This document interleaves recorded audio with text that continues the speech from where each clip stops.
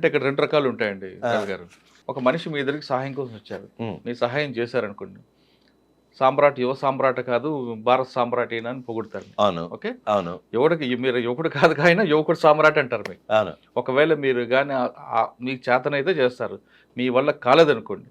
మీరు సున్నితంగా తిరస్కరించినా వాళ్ళు ఏం చేస్తారంటే ఈయన యువ సామ్రాట్ కాదు ముసలి సామ్రాట్, ఈయన వాళ్ళ చేస్తాడు, ఈయన అదన్నాడు ఇదన్నాడు అని చెప్తూ సాధారణంగా మనుషుల నైజం అది. మరి ఆ దీంట్లో మనం ఈమెను చూడకూడదు. అంటే ఒక 15 రోజులు వైజాగ్ బీచ్ లో పిల్లల్ని వేసుకొని ఉన్న వాళ్ళని కూడా ఒకవేళ సాయం చేయలేనమ్మా అని ఉంటే, సాయం చేయలేనమ్మా నా ఆర్థిక పరిస్థితి బాగాలేదు అని ఉంటే ఆవిడ ఇలా మాట్లాడేది వాళ్ళు కాదు. ఆవిడ్ని తిట్టారు, దుర్భాషలాడారు. ఆవిడ ప్రూఫ్స్ తో పాటు పంపించింది. మీకు పంపిస్తాను అవన్నీ. సార్ ఇప్పుడు మనం ఈ కేసు గురించి చూద్దామండి. ఆయన ఏం చెప్తారంటే హర్ష సాయి, నాకు ఆమెకి మధ్యన ప్రొడ్యూసర్ అండ్ హీరో మధ్య కనెక్షన్ మాత్రమే. ఓకే. ఆమె నాతో సినిమా తీస్తా అన్నారు. ఆమెతో పాటు ఎవరో బాలచంద్ర అనే వ్యక్తి ఆయన ఉన్నారు. కానీ నా దగ్గర అడ్వాన్స్ ఇస్తాను ఏమీ లేదు.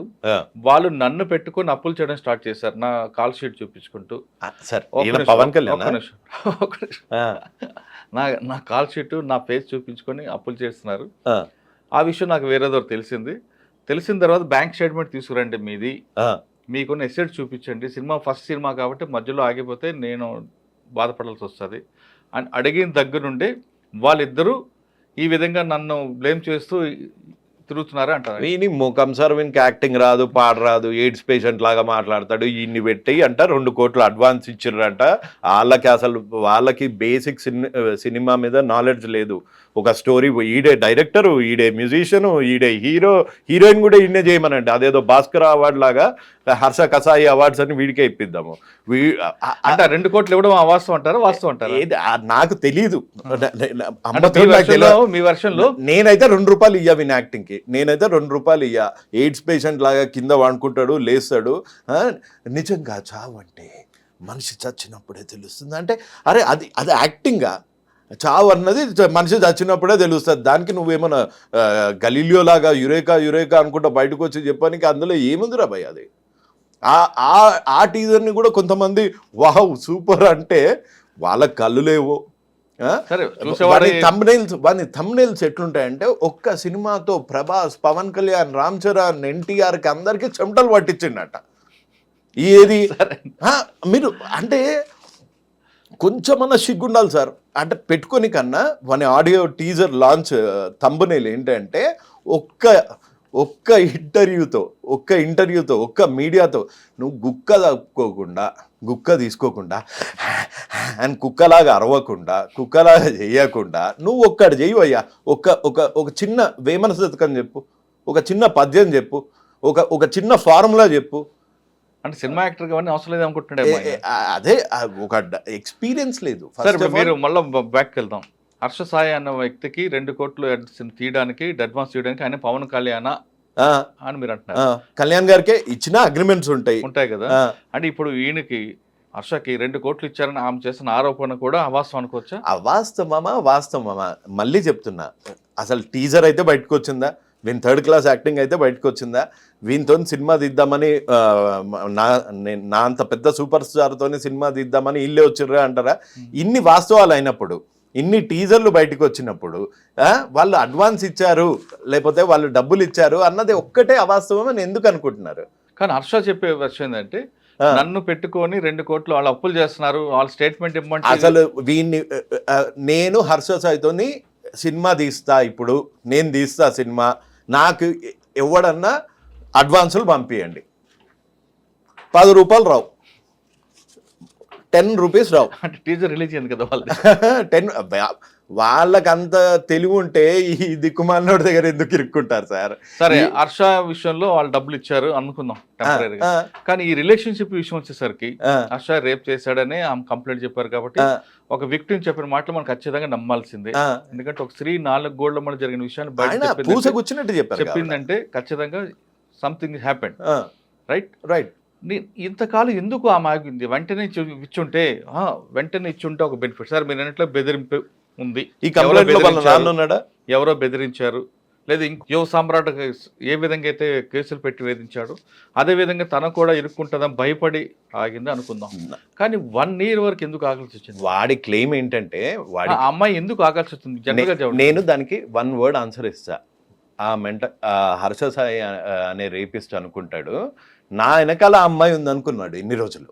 అంటే ఎలా? ఆహా, నన్ను ఏ విధంగా? అదే నన్ను ఆడిస్తోంది అని.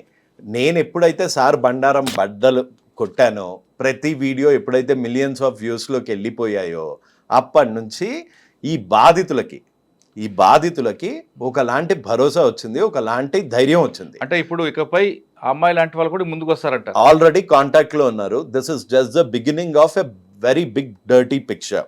మనం ఒక టైల్ ని చూస్తున్నాము. ఇది బెట్టింగ్ యాప్స్ తోని స్టార్ట్ అయినా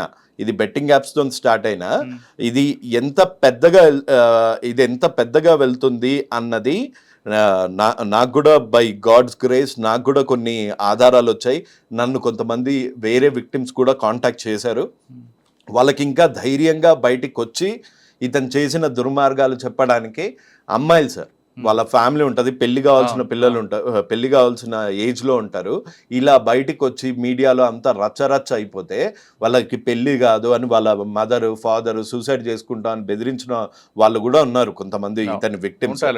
సో ఇతని గురించి నా వాయిస్ విని నా వెనకాలకు వచ్చి బాధితులు ఉన్నారు, కానీ బాధితుల వెనకాల నేనున్నాను, కానీ నా వెనకాల బాధితులు లేరు. వస్తారు. ఇక చెప్పా కదా, ఇది just beginning of a very big dirty picture, just the beginning. ఇతను ఎంత క్రిమినల్, ఇతను ఎంతమంది అమ్మాయిల జీవితాలతో ఆడుకున్నాడు. తనే చెప్పాడు కదా, నా దగ్గర 10 హార్డ్ డిస్కులలో అమ్మాయిల ఫోటోలు పెట్టుకునే పర్వర్టెడ్ గై నువ్వు ఏదో పెద్ద సమాజ సేవకుడిలాగా ట్రూత్ విల్ ట్రయంప్ కూడా కాదు, ఇట్లా పెట్టి my lawyer Tadikonda Chiranjeevi will address అంటే ఏం అడ్రస్ చేస్తాడు? ఆయన కూర్చోబెట్టి ఆయన తద్దనా బద్దనా అంటున్నాడు, అక్కడ ఛత్రపతి డైలాగులు చెప్తున్నాడు. చెప్పండి. అంటే ఈ ఇష్యూ ఇక్కడతో కాదు, ఇంక ముందు ముసలి పండుగ. అసలు యాక్చువల్గా మనం చిన్నప్పుడు చదివాం, పువ్వు పుట్టగానే పరిమళిస్తుంది అన్నట్టు. ఈ హర్ష సాయి ఫ్యామిలీ బ్యాక్గ్రౌండ్ ఏంటి? రాధాకృష్ణ కతియార్ ఏ వ్యాపారం చేసేవారు? ఆయన వడ్డీ వ్యాపారా కాదా? ఎంతమంది పేదవాళ్ళ రక్తం తాగాడు? ఇతను గీతం కాలేజ్లో ఇతను చేసిన చేష్టలేంటి? అసలు నేను ప్రతి ఒక్క పేరెంట్కి, ఈ హర్ష సాయి అనే వాడిని ఫాలో అయ్యే ప్రతి ఒక్క పేరెంట్కి, ప్రతి ఒక్క మనిషికి చేతులు జోడించి చెప్తున్నా, మీ పిల్లలు గనక ఇట్లాంటి వాడిని గనక ఫాలో అయితే వాళ్ళు కూడా అలానే తయారవుతారు. చదువు సంధ్యలు వదిలేసి ఈ ఫేక్ వీడియోలు చేసుకుంటూ ఈ ఫేక్ ఫాలోవర్స్ గురించి ఒక ఫేక్ వరల్డ్లో బతుకుతారు. మేము హర్ష సాయి లాగా అయిపోవచ్చు, మేము హర్ష సాయి లాగా మిలీనియర్స్ అయిపోవచ్చు, ఈ సేవ చేస్తున్న డ్రామా చేస్తే అని అలా తయారవుతారు. దయచేసి మీరు ఎంక్వైరీ చేయండి. గీతం కాలేజ్లో ఈ హర్ష సాయి ఏంటి, అతని ఊర్లో కాసింకోటలోనో ఎక్కడో అతను చేసిన చేష్టలు ఏంటి, అతని బ్యాక్గ్రౌండ్ ఏంటి, వాళ్ళ నాన్న బ్యాక్గ్రౌండ్ ఏంటి, ఇతని బ్యాక్గ్రౌండ్ ఏంటి, ఇతను చేసిన చిల్లర పనులు ఏంటి, ఇతని చిల్లర వీడియోలు ఏంటి, ఇవన్నీ మీరు ఎంక్వైరీ చేసి అప్పుడు మీ పిల్లల్ని అలో చేయండి. లేకపోతే మీ పిల్లలు కూడా హర్ష సాయి లాగా తయారవుతారు.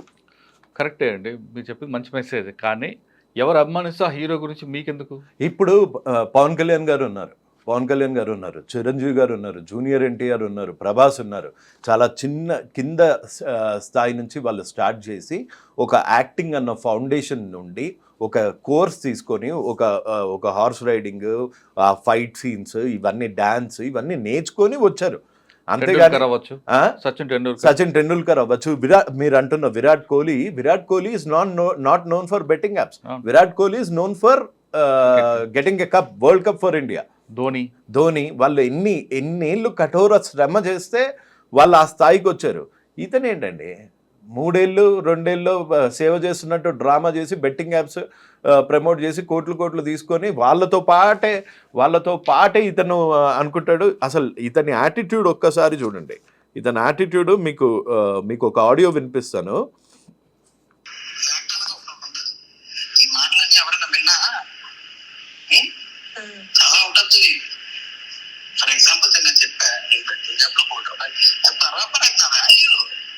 సరే, తవ్వకుండా పోతే చాలా విషయాలు బయటకు వస్తాయి.